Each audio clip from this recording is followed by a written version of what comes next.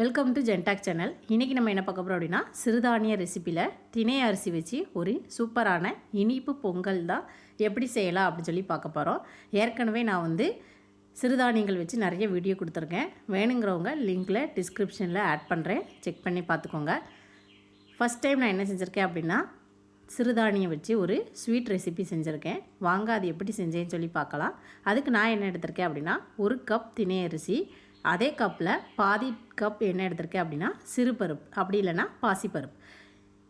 சிறுபருப்பு நீங்கள் கம்மியாக எடுத்துக்கோங்க, திணை அரிசி அதிகமாக எடுத்துக்கோங்க. 1 டம்ளர் திணை அரிசி அப்படின்னா அரை டம்ளர் சிறுபருப்பு போதும். இப்போது சிறுபருப்பையும் திணை அரிசியையும் நல்லா கழுவிக்கிடுவோம். கழுவிட்டு ஒரு அரை மணி நேரம் ஊற வச்சுடுங்க. ரெண்டையுமே ஒன்றாவே நம்ம ஊற வச்சு எடுத்துக்கலாம். ஊற வச்சு செஞ்சோம் அப்படின்னா கொஞ்சம் சீக்கிரமாகவே வெந்துடும்.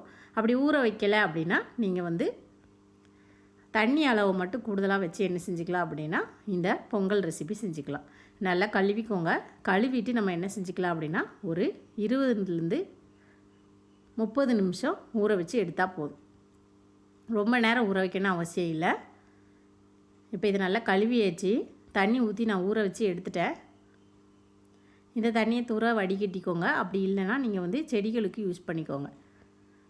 அரிசி கழுவுன தண்ணி, திணை அரிசி, எந்த அரிசி கழுவுனதாக இருந்தாலும் நம்ம செடிகளுக்கு கொடுத்தோம் அப்படின்னா அது ஒரு நல்ல ஊட்டச்சத்தாக இருக்கும் செடிகளுக்கு. இப்போ எந்த கப்பால் எடுத்தோமோ, அதாவது 1 டம்ளருக்கு 5 டம்ளர் அளவு தண்ணி சேர்க்கணும். 1 கப் எடுத்தீங்க அப்படின்னா அதில் 5 கப் தண்ணி சேர்த்துக்கோங்க. ஃபஸ்ட்டு 3 கப் சேர்த்துருக்கேன்னா இது நல்லா கொதிக்கிறப்ப நான் இடையில என்ன செஞ்சுக்கிறது அப்படின்னா ஒவ்வொரு கப்பாக ஆட் பண்ண போகிறேன்.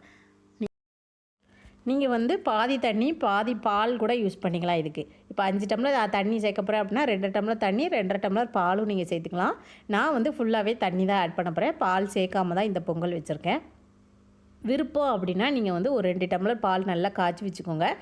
ஒரு 3 டம்ளர் ஊற்றி தண்ணி நல்லா பொங்கல் வெந்திட்டு இருக்கப்போ இடையிடையிலே நீங்கள் ஒவ்வொரு டம்ளர் ஆட் பண்ணிக்கோங்க.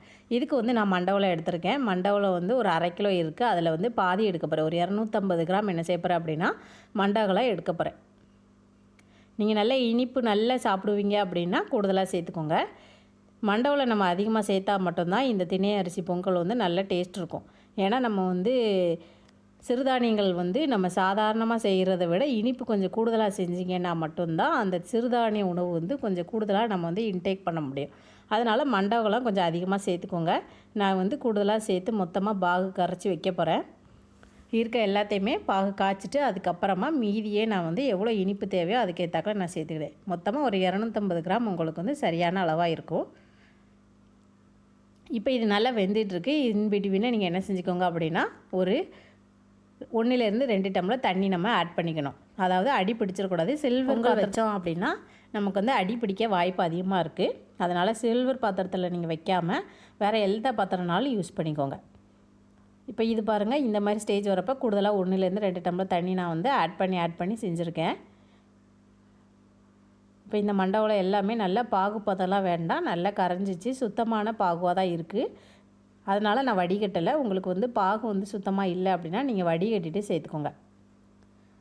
இப்போ இனிப்புக்கு நான் மொத்தமாக ஒரு 250 கிராம் பாகு செஞ்சு என்ன செஞ்சுருக்கேன் அப்படின்னா ஆட் பண்ணியிருக்கேன். நீங்கள் சிறுதானியங்கள் நீங்கள் பொங்கல் வைக்கிறப்ப எவ்வளோ தண்ணி கொடுத்தாலும் அது பாட்டுக்கு உள்ளே இழுத்துக்கிட்டே இருக்கும்.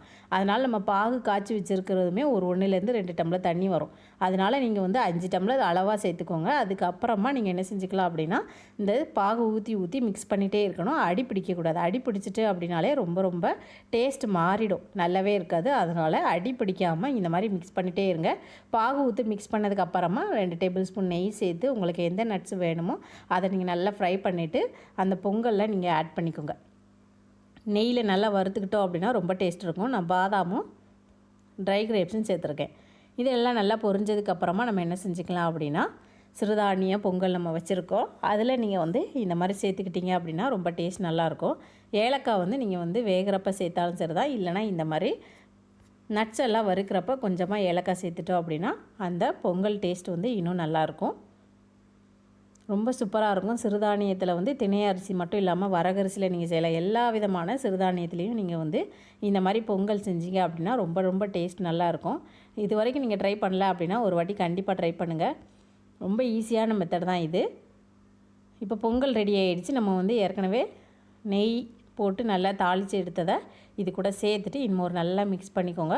கூடுதலாக உங்களுக்கு நெய் சுவை வேணுங்கிறவங்க மேலேயும் ஒரு 2லேருந்து 3 டேபிள் ஸ்பூன் நெய் விட்டுக்கிட்டிங்க அப்படின்னா ஒரு சூப்பரான திணை பொங்கல் ரெடி ஆகிடும். பாருங்கள், இதுக்கு கீழே அடி பிடிக்கவே இல்லை, அவ்வளோ சூப்பராக வந்திருக்கு. உங்களுக்கு பால் விருப்பம்னா நீங்கள் பால் சேர்த்துக்கோங்க. நம்ம எப்போவுமே எந்த ஃப்ளேவர் உங்களுக்கு நல்ல இன்ட்ரெஸ்ட் இருக்கோ அதை நீங்கள் அதிகமாக சேர்த்துக்கிட்டோம் அப்படின்னா டேஸ்ட்டுமே நல்லா இருக்கும். நான் இன்றைக்கி பால் சேர்க்காமல் வெறும் தண்ணி வச்சு தான் இந்த திணை அரிசி இனிப்பு பொங்கல் செஞ்சுருக்கேன்.